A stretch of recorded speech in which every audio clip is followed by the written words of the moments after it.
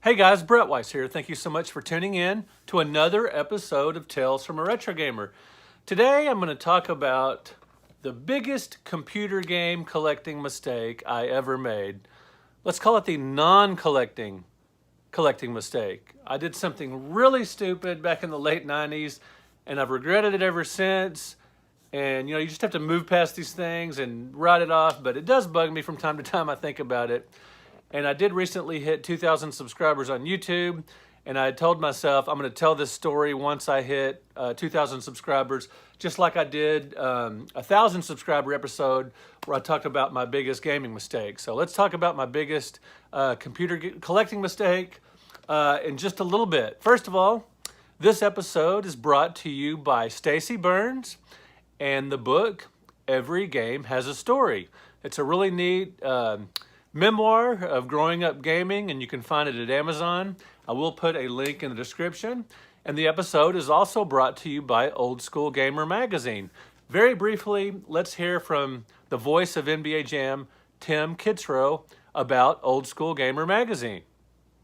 Old School Gamer covers arcade and retro gaming, gives you gaming history, and it lets you know what conventions are happening. Issues come out once every other month. Plus, a website full of even more, and it's all for just $30 a year. Visit oldschoolgamer.com and subscribe now. All right, thank you, Tim, for that. I appreciate it. Now, let's get on with it. So back in the 1990s was just an excellent time to go to garage sales. Absolutely incredible if you were a game collector. I've been chasing games for seemingly forever. In the 1990s in particular, were just a phenomenal time to get video games in garage sales because you could find tons of them for super cheap. Retro gaming wasn't a fad yet. That didn't really kick in to 2006, 2007, 2008, around that time. And in the 90s, older video games were pretty much considered junk. You could find tons and tons of Atari, Coleco, and television, all that great stuff at garage sales for very, very cheap. And one particular find I made around 98 or 99, I'd spend a lot of time going with my parents to garage sales, because I'd grown up and moved out of the house, and it was a way we could spend a lot of good time together. They liked going to garage sales too, not for games, but for other stuff. But I would find a truck ton of stuff. Now, one particular garage sale I went to, they had an Atari ST computer system. Now, if you don't know, the ST came out in 1985, and then through the years, there were a couple of iterations, different iterations of it. And I'm not a computer guy. I collect consoles. Now, I do collect cartridge-based computers, like the Commodore 64. Got my boxed one there.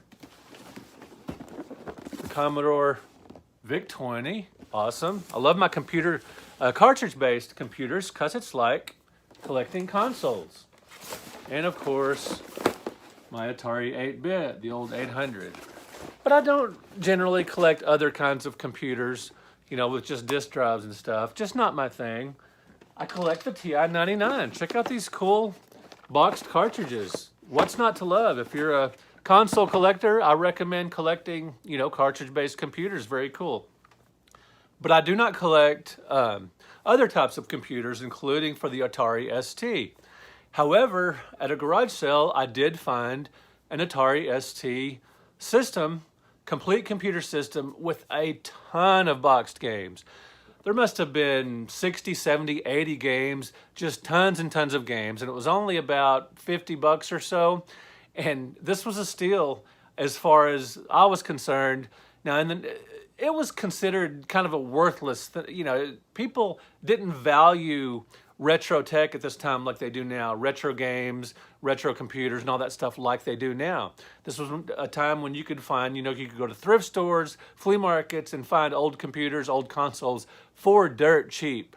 And so this Atari ST setup wasn't really considered valuable, but it meant something to me because I was writing for the All Game Guide at the time. And we were writing descriptions, just doing write-ups and reviews and everything for every computer game and every console game and the history of creation, every arcade game. And as a writer for the All Game Guide, I was always looking for games to do write-ups for. And so I thought, hey, for 50 bucks, I can get all these Atari ST games, you know, hook it up, do write-ups and everything, and that would be awesome. So I did buy it. I had been writing for the All Game Guide since 1997, and this was around 98 or 99 when I found this Atari ST, so it was perfect. I figured I could do a write-up for every game that wasn't already, you know, didn't already have a write-up in the database. Very cool. Very obvious choice to pick this up because it would give me a lot of stuff to write about. You know, I would buy games, I would collect games, and a lot of times just to write them up for the All Game Guide, and I would keep a lot of them. Unfortunately, this massive Atari ST setup, I didn't keep. And let me tell you exactly what I did with it in a minute. I did a lot of write-up. You know, I had this massive Atari ST setup with all these games in our old house. And I did a bunch of write-ups for the All Game Guide and most of the Atari ST spaces were empty, so most of the games were available. You know, as freelancers for the All Game Guide, we could just write about whatever games we wanted to that weren't already taken, that didn't already have write-ups. And so I wrote about Leaderboard, Moon Patrol, Hardball, many other games for the Atari ST. I did write-ups, and you know, we were paid decent money to do these write-ups for the All Game Guide. Very cool. It was a good transaction. And I did a write-up for Street Fighter as well, which I'll get to in just a second. So I did not keep the Atari ST setup because, like I said, I only collect cartridge-based computers. So what did I do with the Atari ST? Did I donate it to Goodwill? Did I, what did I do with it? You know, I had all this computer equipment I did not need. Now, for the computer itself, I think I either donated it to like electronic discount sales. That was a big electronics store in my area, in the Dallas-Fort Worth area, and they had a computer museum in there, even way back in the 90s. And I either gave it to them or I sent it or gave it to one of these recycling places that recycles electronics and everything. It was considered, you know, not worth anything particularly, so I got rid of it somehow. I didn't throw it. I didn't throw it away. I didn't throw it in the trash, unfortunately, like I did the games. I don't know what came over me. We were in our old house. It wasn't as big as our house now. My daughter had taken my office when she was born. We converted my office into her bedroom. So my game room and office were sort of crammed into one corner of their house. And so I didn't have as much room for a bunch of games and things like that. And so I had all these games. And for some reason, I took every one of these games and threw them in the trash. I didn't put them in a garage sale. I didn't donate them to Goodwill or another thrift store. I didn't even take them to electronic discount sales, the games. I could have done that and just given it to them. The computer I didn't throw away. I specifically don't remember. I remember not, I don't know why. I just didn't throw it away. But I threw away all these games, and to this day, I don't know why. Because I'm not a wasteful person. I'm generally not stupid, I don't think. But for some reason, I threw these away, and it's bugged me ever since. But I wanted to share that, and I just, you know, they were considered pretty worthless. But it's interesting, I did keep one thing from that entire Atari ST setup, which I still have, the box for Street Fighter. Now, I imagine this game complete would be worth a decent amount of money, $50, $60, $80. I have no idea. I didn't see a lot of Atari ST stuff on completed eBay auctions, but I'm sure these completed Atari ST games get, you know, or have some value, especially the name brand titles like Street Fighter. And I remember keeping this because it was a really cool box, and so I could keep stuff in it.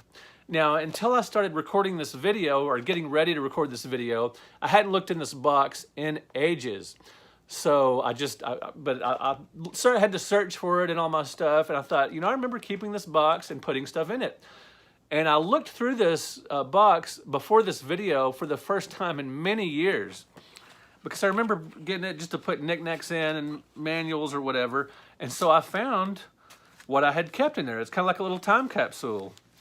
A couple of PlayStation 2 demo discs, and for some reason I had an Odyssey 2 little catalog here. Comics Buyer's Guide on DVD. Just some random stuff that would fit in the box.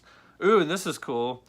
This is a 2007 disc of saved classic home video games. One of the books I was working, my first book. It's like a save disc for that. And just some other random odds and ends here. An iron-on for Donkey Kong. That's very old. And some Three's Company trading card stickers, whatever. Another PlayStation 2 demo disc. Let's see. Virtua Fighter 32 instruction manual. I don't know why that's in there. Some PlayStation memory card stickers. Just a good sized box to keep those in. A signed photograph of Forbidden Planet cast members that I got at San Diego Comic-Con. Stan Lee book, advertisement. Another memento from San Diego. Or actually, this is from the DVD set of Forbidden Planet. Just a little thing there. And Bride of Frankenstein postcard. And just some random odds and ends. But I kept that box just because it was a neat size and it looked really cool. And so there, that is the entirety of all that Atari ST stuff. I gave away the computer somehow or donated it or something, I don't remember. Threw away all those boxed games after I wrote about them for the All Game Guide, and I have no idea to this day why I did something like that. I mean, my kids were little, the house was cramped, maybe I was just stressed that one day or something, but once I wrote about them all, I got rid of them. And I don't know why. I'm not a wasteful person. And video game preservation really wasn't a thing back then, at least like it is now. I mean, there was some video game fandom in the 90s. There were some fanzines and the digital press guides and all that kind of stuff, the website and whatnot in the late 90s. But I don't know. Sue me. Please do. Anyway, so I'd thrown away all my Atari ST games. So let me know in the comments, what game collecting regrets do you have? Did you ever throw away anything or sell a bunch of stuff for super cheap?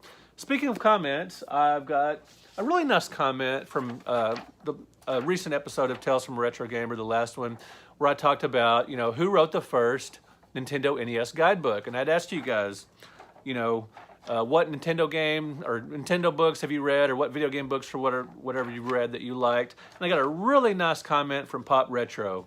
He says, your original guides, the late 2000s releases, have been my go-to guides for years. I have them all, plus your other books. Always preferred yours because you don't short shrift the early eras, 2600, 5200, ColecoVision and television, etc., like some others do. Your 100 greatest console games is a favorite. The year range, 77 to 87, and console mix is right up my alley. Happy to back your NES Omnibus, which he did so on Kickstarter. Looking forward to it. Thank you, Pop Retro. Very nice comments. I really appreciate it. I hated telling the story about the Atari ST because I just cringe thinking about all those beautiful games thrown away in the trash. But I've told you guys here on Tales from a Retro Gamer on my YouTube channel that I was always going to be honest with you guys and just tell stories, from someone who, stories from someone who was there, good stories, bad stories, funny stories, cringy stories, whatever the case. So anyway, thank you for liking this video or disliking this video, or however you want to put it. Maybe dislike the fact that I threw away these Atari ST games. I certainly dislike the fact, so if you want to put thumbs down, that's fine, but thumbs up are appreciated, subs are appreciated. Thank you very much. I will see you next time on Tales from a Retro Gamer or just a random video. Thanks a lot. We will talk to you later.